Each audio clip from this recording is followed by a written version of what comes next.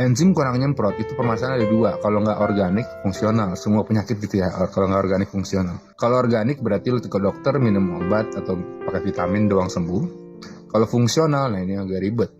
Fungsional itu artinya dokter tidak bisa menemukan penyebab pastinya kenapa. Itu disebut fungsional. Oke, contoh ya, tangan gue nggak bisa begini nih. Begini terus tangan gue. Dokter ngecek nih, ada tulang patah nggak ada. Kalau tulang patah organik ya, kan organnya rusak. Jadi kalau organik itu penyakit yang kelihatan dari dokter. Contoh, tulang patah, keseleo, pembengkakan otot, ada luka, itu organik namanya. Sakitnya organik, organnya yang rusak. Namun, jika tidak ditemukan, di ronsen nggak ada apa-apa. Dicek nggak ada luka, nggak ada tulang patah, tapi tangan gue nggak bisa begini. Dokter akan ngomong, ini fungsional. Cuman karena lo nggak tahu fungsional, jadi akan ngomong, ini bukan masalah organnya kok, tangannya nggak apa-apa, mungkin dari pikirannya atau lagi stres. Itu namanya lu kena fungsional. Ya, fungsional tuh yang dokter nggak bisa nemuin penyebabnya, itu disebut fungsional. Ya, pasti dokter nyalain pola pikir. Gitu. Namun yang gue temukan di metode 4P, ini bukan masalah pola pikir, ini masalah kebiasaan. Jadi ada orang yang tangannya nggak bisa begini, bener. Gara-gara kena fungsional. Ternyata dia dalam 12 jam tangannya selalu begini, main handphone terus. Lama-lama tangannya nggak bisa begini guys. Ini fungsional. Akhirnya dia tinggal berhenti main handphone 2 minggu, 3 minggu, tangannya bisa begini lagi. Ini fungsional loh. Dengan merubah pola hidup. Handphone sama sekali nggak main 2-3 minggu, tangannya bisa begini lagi. Ini fungsional. Ya lo mau kasih balsem nggak sembuh. Malah lo kasih balsem tiap hari, yang ada lo kena organik, yaitu ada kulit lo melepuh ya, kulit lo melepuh karena balsam tiap hari, itu organik jadinya. Jadi dari fungsional pindah ke organik. Nah ini sama juga terjadi di lambung lo juga begitu. Ketika lo fungsional, jadi lo tadinya fungsional ya, asam lambung lo sama gas lambung lo kelebihan atau kekurangan, tapi penyebabnya fungsional, penyebab yang tidak diketahui, oke? Jika lo nggak sembuhin itu karena asam lambung lo kebanyakan, karena lo nggak sembuhin itu, lama-lama asam lambung lo mengikis dinding lambung, terjadilah gastritis. Gastritis ini udah organik ya, karena organik rusak, jadi ada organik. Jadi lo kena dua penyakit, fungsional sama gastritis. Obat dokter nyembuhin gastritis, fungsionalnya belum. Jadi selama contoh ya, lo kena fungsional, asam lambung lo kebanyakan atau gas lambung lo kebanyakan. Lo cuekin, seminggu, 2 minggu, sebulan, 2 bulan kena gastritis. Dokter ngasih nih obat gastritis.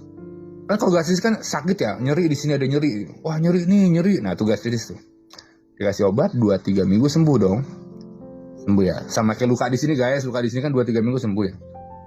Lo minum obat 2-3 minggu sembuh. Oke, begitu sembuh nyerinya sembuh. Cuman kelingannya masih, mau pingsan masih sesak nafas, tiba-tiba takutan gak jelas gitu ya, karena fungsionalnya belum sembuh. Oke, tadi gue bilang tadi cara sembuhin fungsional gimana bang? Tadi perubahan pola makan, pola hidup, atau ganti pola pikir. Namun lo nggak bisa ganti itu semua jika pola sifat lo masih pola sifat yang mau cepet sembuh, mau instan, mau enaknya aja, ya itu. Karena lo kena penyakit ini gara-gara pola sifat kan. Ya, coba lo tau gini, semua orang tahu lo harus makan nggak boleh telat. Cuman lo makannya telat bertahun-tahun. Jadi lo kena penyakit ini bukan seminggu 2 minggu lo. Lo nyiptain penyakit ini bukan seminggu 2 minggu lo. Lo nyiptain penyakit ini bertahun-tahun dengan pola makan dan pola hidup yang buruk bertahun-tahun. Dan lo mau sembuh dalam waktu seminggu 2 minggu. Lo mimpi guys, mimpi. Masih untung gak gue suruh jaga pola makan pola hidup selama setahun 2 tahun. Ya gak, masih untung tuh. Ya di kelas gue masih sembuh 3-4 bulan rata-rata. Gue bilang itu udah cukup. Cuma sensasi hilang sebulan pertama juga sensasi hilang. Gitu ya, karena gue bilang tadi, lo ngerusak badan lo setahun 2 tahun, lo nyimpen trauma bertahun-tahun, tapi lo mau sembuh dalam seminggu 2 minggu. Mimpi guys, mimpi gitu ya. Ya jadi mesti dibalikin lagi tuh. Jadi lo dikatakan sembuh dari anxiety jika lo ngelihat dunia ini sudah beda. Jika lo ngelihat uang sudah bukan faktor kecemasan lagi. Ya. Jika lo ngelihat bos lo udah gak cemas. Jika lo kerja tiap hari berdasarkan karena memang lo mau lagi baik hati gitu. Bukan berdasarkan rasa takut anak istri gak makan, lo kerja. Itu kan berarti hidup lo masih diatur sama rasa takut kan? Iya kan, berarti kecemasan masih menguasai lo kan? Oleh karena itu pola pikir lo belum berubah kan? Lo kan kumat lagi suatu saat nanti. Ngerti gunanya pola pikir, pola sifat? Ya, jadi bagi yang teman-teman di sini yang masih, bang saya pusing, saya kelingan, saya sesak napas, gue akan ngomong udah pola makan hidup dulu lah. Ikutin pola makan hidup di YouTube. Atau kalau males nonton YouTube, ikut pelatihan. Udah itu aja deh. Karena itu masih kelas ece-ece, itu masih level pertama guys. Perjalanan lu segini guys. Lu masih, ya ilah, sensasi mah gini nih, level rendah. Lu sebulan ikut pelatihan gue juga sembuh. Sensasi.